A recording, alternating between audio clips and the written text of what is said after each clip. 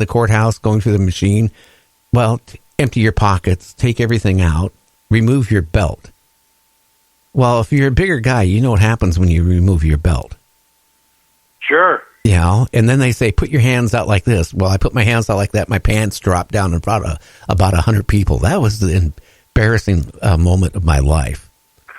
I honestly brushed it off my mind, okay, and started thinking, I don't know what it is. And I just didn't think about it for years and years. Then I had Timothy Cullen on my show, he's been on quite a few times, but about a year ago. And he started talking about his implant with Dr. Roger Lear. Removed it.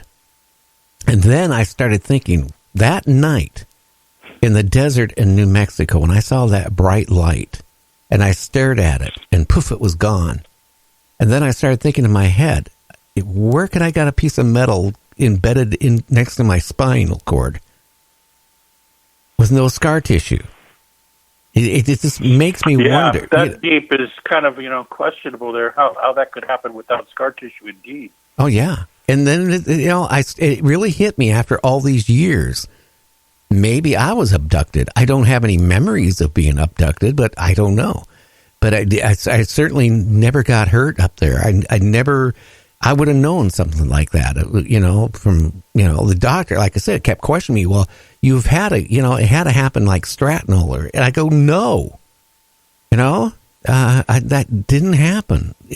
It's scary. So I really feel, Jeff, there is abductions going on, and I really feel that people are getting implants for various reasons. What's your feeling? Well, it's for certain that does happen. That is one of the darker aspects of the phenomena, but it has been documented. And of course, I was lucky. I got to meet Dr. Roger Lear 3 weeks before he passed away. Really sad that I didn't get to talk to him more than that.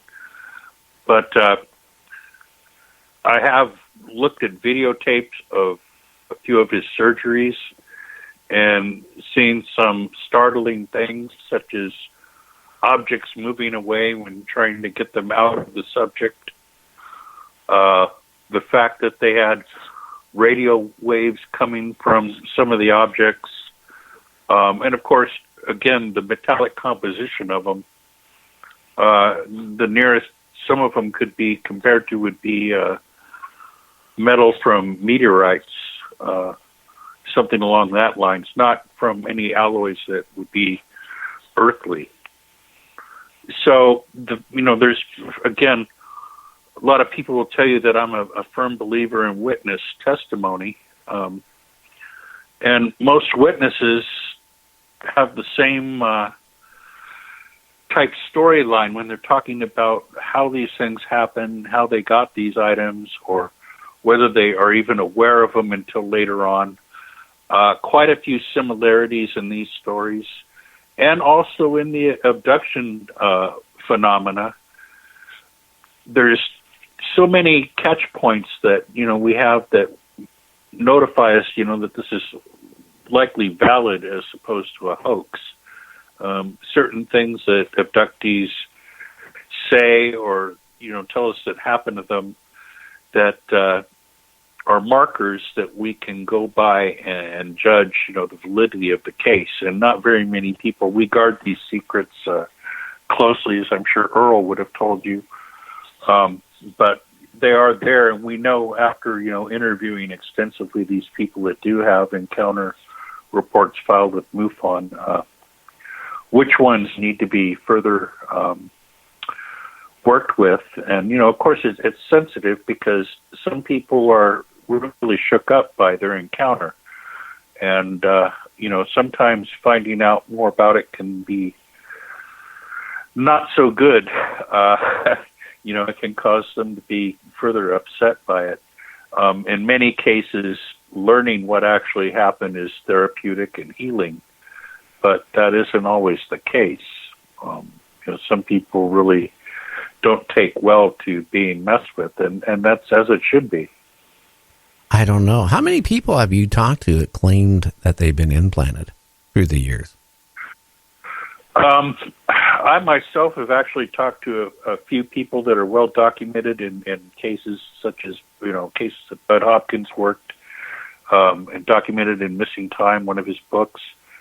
A couple other abductees that I know that had Dr. Lear remove implants from them.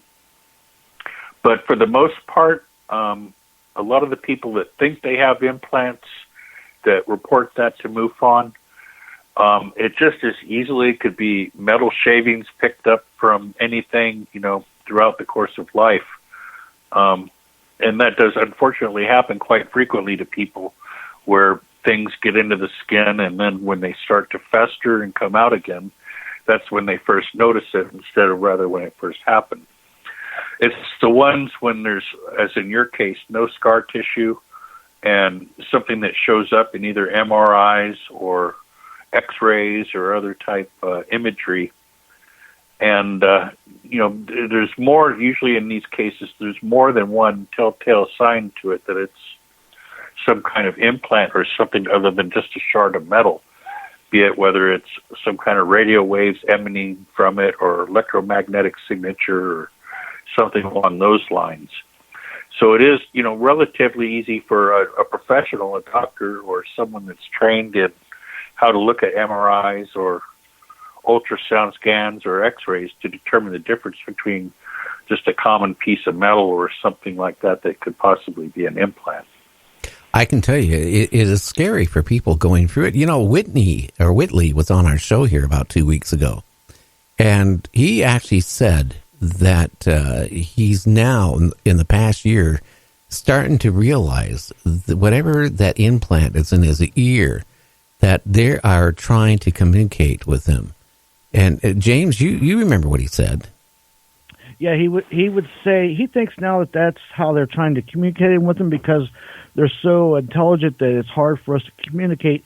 And he says he would ask questions of the aliens, and within the next day or two, with the use of like synchronicities, he would be doing something on computer or reading a book or driving along and reading a sign, and something would click. The answer would come to him synchronicity-wise, and then he would have the answer.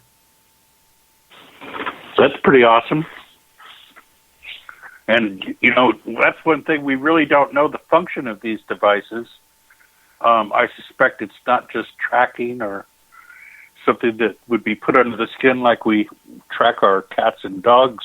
It's probably got a little higher function to it than that, especially when there's ones that are up closer towards nerves and neural pathways or the brain or ocular area, anything around the eye, things like that. I tend to suspect that there's a reason for it to be placed in areas like that. And of course, now, we have ourselves, the human race itself, trying to advance technology and bio-implants and chips under the skin and ways to just communicate straight with the mind and the computer. And these will probably be, technology moves at an exponential rate, and probably won't be long before these are a reality every day, just like cell phones are now. But where did this technology come from, you ask? A lot of people would say from the Roswell crash and other crashes since then. That is interesting. Now, James, before we go on break here in a few minutes, you got some questions from Jeff, and then after the break, I got a whole bunch of questions to ask Jeff. Yeah, sure. Of course I do. Jeff, what case have you investigated that you're still scratching your head at that blew you away?